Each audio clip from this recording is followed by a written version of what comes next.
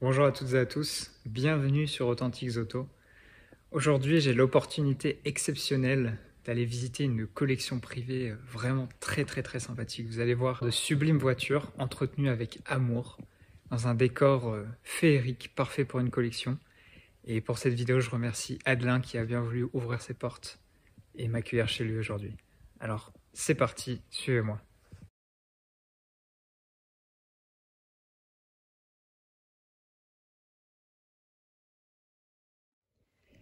Premier véhicule de la collection, une Citroën C3 Pluriel. C'est l'une des toutes premières, elle est de 2003 celle-ci. Et expliquez-moi quand c'est la dernière fois que vous avez vu une C3 Pluriel dans un tel état. C'est l'OVNI Citroën, le concept car pour la route avec ses arches démontables et tous ces éléments hyper originaux, façon grosse de chevaux du début des années 2000. Et je pense qu'elle a sa place dans une collection, même si c'est parmi des voitures plus anciennes, parce qu'elle est tellement spéciale. Déjà, ça commence plutôt bien. Mais voici le cœur du sujet, l'antre, là où toutes les autos reposent, endormies sous leur bâche. On peut déjà constater une grande décoration, puisqu'en effet, Adelin avait un garage familial, et donc de nombreux éléments de concession Peugeot, des affiches, des images d'époque, des publicités.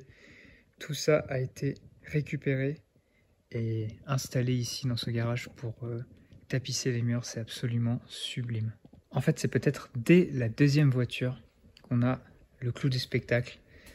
À vous d'en décider, puisqu'ici, vous l'aurez peut-être reconnu avec ses jantes cyclones, nous avons affaire à une Peugeot 306 S16 phase 2, boîte 6 vitesses, 167 chevaux. C'est la légende, hein, clairement. Et le pouvoir débâcher les voitures comme ça, c'est un peu le fantasme de tout car spotter dans des parkings, sauf que là on n'est pas dans un parking. On a le droit d'aller jeter un coup d'œil à l'intérieur. Je suis obligé de vous montrer ces sièges en Alcantara, ce volant en cuir et puis la fameuse boîte 6 vitesses. Voilà, 306 S16. Indispensable dans une collection Peugeot, je pense. Quand on est passionné. Et celle-ci est superbe. Et malgré les décorations, nous ne sommes pas dans une collection sectaire, puisque en soulevant cette bâche-là, eh bien on découvre une japonaise, Toyota Celica ST162C, une rarissime version cabriolet de 1988.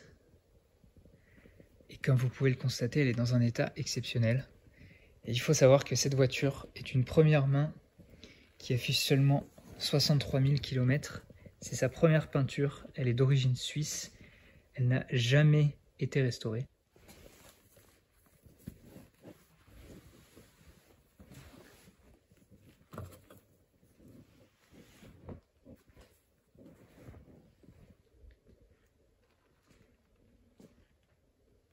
Regardez-moi cet avant avec les phares pop-up, le capot rouge d'un rouge profond parfaitement verni. C'est une voiture qui a traversé le temps sans absolument bouger. C'est impressionnant. Et on peut aussi aller regarder à l'intérieur. Au passage, le système de capote Targa, très complexe. Et vous voyez dedans, on a de superbes baquets en tissu gris comme ça.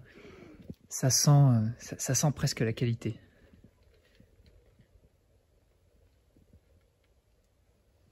Alors là, nous avons peut-être la voiture la plus excentrique de la collection, puisque c'est celle qui, de base, est censée avoir le moins d'intérêt en collection, puisque nous avons affaire, vous êtes en train de le reconnaître, à une 306 XND, la version diesel ultra basique avec un 1,9 litre atmosphérique de seulement 70 chevaux, sauf que celle-ci a été entièrement restaurée, donc elle est sublime. En plus, c'est une voiture de famille qui a toujours été dans la famille d'Adelin et qu'il a enfin pu récupérer après de nombreuses années en l'ayant perdu de vue. Il a investi plus d'une centaine d'heures de travail dedans. Celle-ci est de 1994.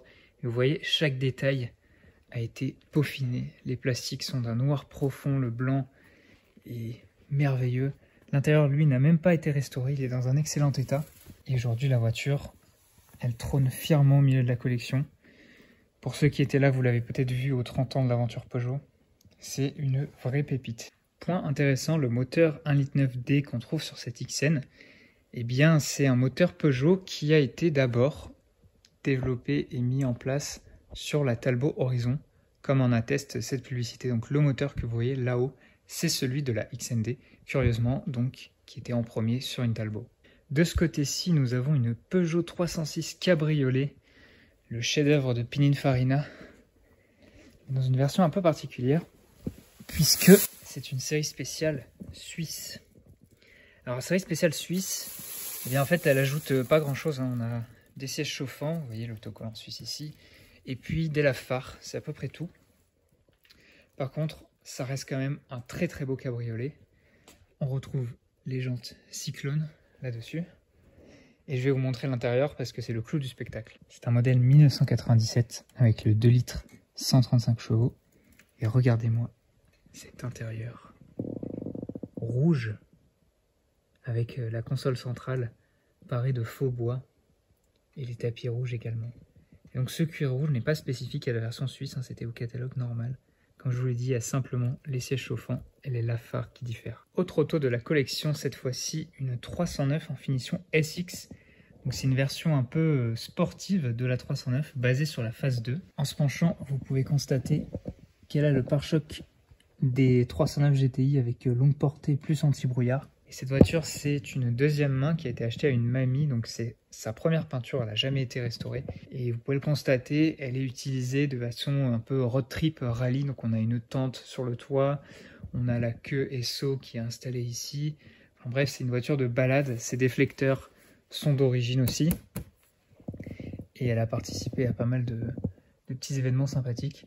Autre point, sur la SX, on a un intérieur de GTI phase 1 avec un tissu spécifique et quelques strippings latéraux et autocollants comme celui-ci par exemple. On notera aussi des jantes façon 106 griffes qui ont été installées ici en accessoire pour lui donner un peps et un côté un peu exclusif, ça lui va très très bien. À l'arrière là-bas, vous le voyez, monogramme SX et puis accessoire, l'interfeu noir et rouge 309. Autre 309 dans la collection, la très sentimentale GT, puisque c'est la première voiture d'Adelin et comme le veut la tradition, il faut garder sa première voiture, donc celle-ci est un exemplaire exceptionnel. C'est une phase 2 origine suisse et c'est pour ça qu'on retrouve ce qui était spécifique au marché suisse, le 1,9 litre à injection de 108 chevaux qui n'a pas existé sur la phase 2 en France. Et on a en plus ici des jantes accessoires de 205 GTI. Donc pareil, voiture en excellent état, jamais repeinte. Elle est de 91, elle a ses strippings latéraux, une très belle peinture grise. Et puis un intérieur en velours. Mais c'est une version qui se voulait plus, bien plus GT, hein, comme le nom l'indique, que la SX ici. Donc plus cossue, plus bourgeoise et moins sportive. C'est pour ça aussi qu'elle n'a pas le pare-choc de SX avec les anti-brouillards et les longues portées façon GTI. On retrouve l'accessoire interfeu et puis des pare-chocs parfaitement conservés. Vous commencez à comprendre que cette collection, il n'y a que des voitures en excellent état. Alors oui, mais non, puisque là nous avons une Talbot Horizon qui, elle, eh bien, est restée dans son jus, comme vous pouvez le voir. Elle a végété dans le garage familial pendant de nombreuses années. Elle a encore son immatriculation d'origine de la Vienne. Peugeot Talbot Montmorillon, c'est le garage familial. Et celle-ci est, bon, à restaurer, hein. Mais ça reste quand même une voiture bien spéciale puisque c'est une version Sherlock. Version Sherlock, vous pouvez le voir avec ce stripping latéral. On a aussi des enjoliveurs un peu spécifiques. Un bel exemplaire de 1984 qui servira de projet de restauration. Même si elle est assez saine, il faudra quand même travailler dessus. Donc cette belle couleur, et à l'intérieur, sur la Sherlock, ce sont des sièges à carreaux comme ça. Et vous voyez ici son volant monobranche et son tableau de bord typiquement 70s. Autre élément de filiation Peugeot Talbot, vous le voyez sur la vitre arrière de la Horizon, on peut deviner ici un constructeur sort ses griffes. Donc en fait, il y avait un même slogan pour deux marques. C'est dire à quel point les deux étaient fusionnels. Et finalement, malheureusement, on connaît l'histoire, Peugeot fera fermer Talbot au milieu des années 80. Enfin, pour le fun, pour montrer qu'on n'est véritablement pas sectaire, eh bien, nous avons une Renault dans la collection. Ça fait un peu bizarre, je vous le cache pas. Une simple R5 TL qui, elle, malheureusement, ne roule pas pour l'instant. On peut jeter un petit coup d'œil à l'intérieur avec des sièges marron et cette planche de bord si reconnaissable. Voilà, petite R5 TL et c'est la dernière voiture de cette jolie collection. Merci à tous de m'avoir suivi dans cette visite, j'espère que la vidéo vous a plu.